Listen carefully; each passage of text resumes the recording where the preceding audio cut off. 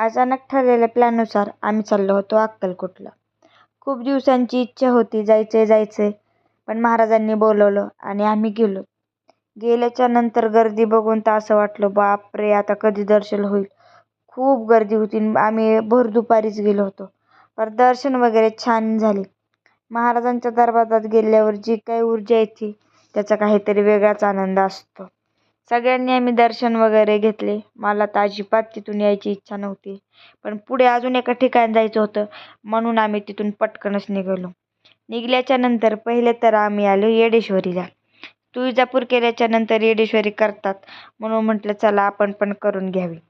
गेल्याच्या नंतर येडेश्वरीला फार अशी काही गर्दी नव्हती म्हणून तर आम्ही पटपट गेले. गेल्याच्या नंतर आमचे दर्शनही लवकर गेले. दर्शनाच्या लाईनमध्ये असताना आम्हाला हे आमचे पाहुणे भेटले. दर्शन वगैरे केले आणि लगेच आंटी म्हणल्या परड्या इथेच भरून घेऊ, म्हणून परड्या ते भरल्या आणि आदुलान भूमीला काहीतरी खेळायला घ्यायचं म्हणून बघू म्हणून त्यांच्यासाठी छोटीशी खेळणी घेतली. देवीला बाय बाय केला.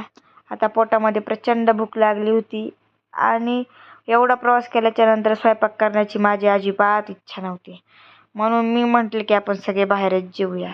माझ्या विनंतीला मान देऊन आम्ही सगळ्यांनीच बाहेर जेवण केलं. जेवण केल्याच्या नंतर आली बिल द्यायची बारी. म्हटलं आपण इथून निसटलेलंच बरं. सो असा गेला आजचा दिवस. बाय.